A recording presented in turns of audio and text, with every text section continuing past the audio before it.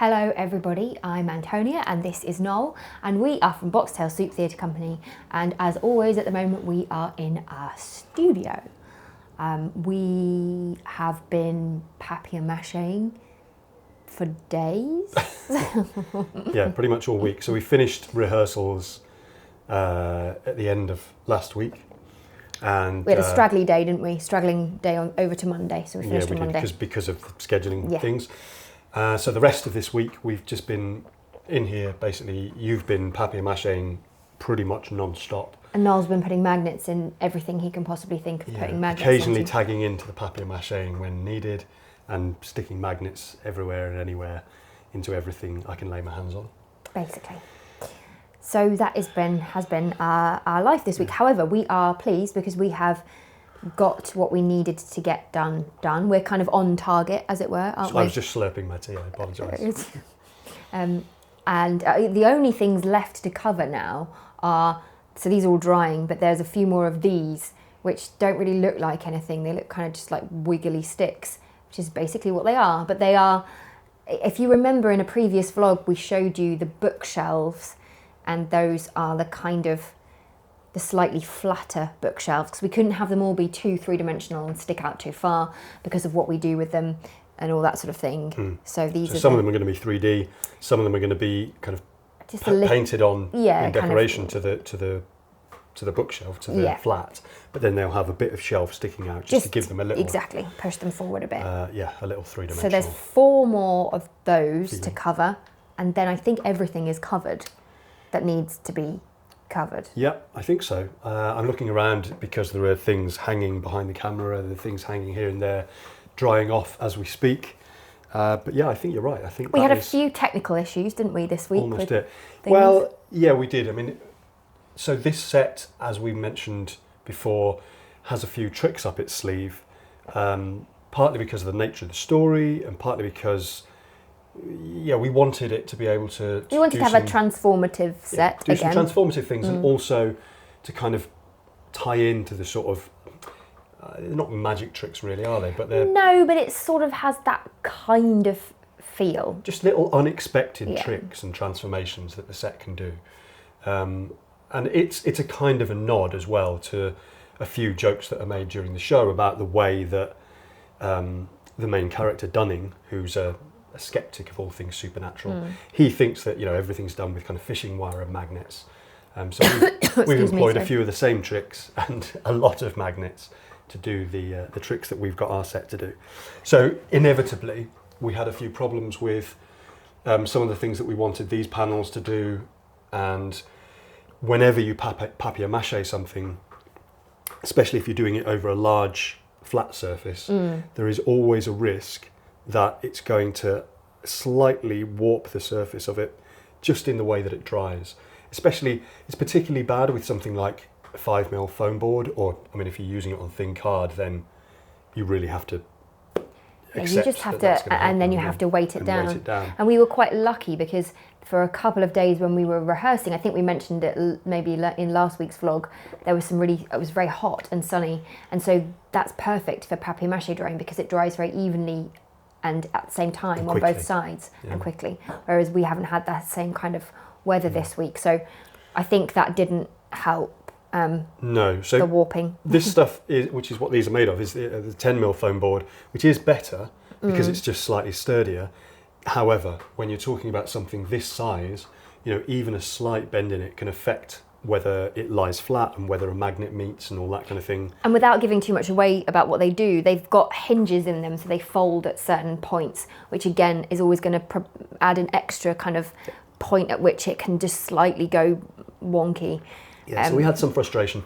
One of them wasn't too bad and went together pretty well. And typically it's the one that doesn't get used quite as much. Yeah, of course. So that's always the way, isn't it? Yeah, and the other one, then we needed to weigh it down a bit and to wet certain parts and sort of shape it, and to put a few more magnets in here and there at the places that where it was meeting more sound. And there's a piece at the top of each of those two, what we like to call the ghost doors, the sort of half door things, that does something, that the kind of a piece comes out of it. And we'd made that out of thinner 5mm foam board because it was something that we added, in fact, in rehearsals, wasn't it? We decided we wanted an extra thing to happen. Yeah. So that's our excuse for getting it wrong, because we realised we were a bit daft, because actually we should have known better when we tried to. So I'd covered that and we'd left it to dry in a way that we thought was sensible, which actually, to be fair, I don't think we could have left it to dry in any other way. But by the time we came back to it, it had basically it's gone into almost like a bowl shape, hadn't it? Yeah. So we had to redo that and did it a different way. Yeah. So all of these things slow you down. I mean, in some ways, you do plan in a little bit of contingency time, because there is always something, there's always, especially when you're building stuff that you're not working to a blueprint, it's stuff that's not been made before. So you are, as much as you can plan it and make models, you're still kind of finding things out as you go. So with every show, really, there's always something that slows you down a little bit like this. With Gulliver, we had the kind of the orrery and finding ways to weight it. With Christmas Carol, we had the door. And yes, so there's always something. But actually, I mean, I suppose in that sense, at least these days, I don't know whether you would say the same thing, but I would say that we're better at accepting it quite quickly, that we've got it wrong, and deciding to redo it in a better way. Yeah. Rather than kind of lamenting too much over the fact that we've effectively wasted some time. Because it's never time wasted, is it? It's just that you've learned something from what you've done and you had to redo it. Yeah. That's such is life. Yeah. So, yes, it's been, though there's been those momentary frustrations, we are currently not too dissatisfied with where we're at. It's where we hoped we would be at this point. Not at all. The paint colours arrived today, so that means that Noel can probably get on with his first coats of paint tomorrow. I think so. Depending on the weather, I'm basically there, so yeah, I should be able to start doing the initial base coats, isn't it, first? Paint tomorrow, which is always exciting as well, because you start to see it then kind of transform into that always also something closer to the end result. Throws up sort of slight issues. I remember when we painted the Christmas Carol set, we did one coat of the colours that we'd chosen, and we looked at it and it all just looked very brash, didn't it?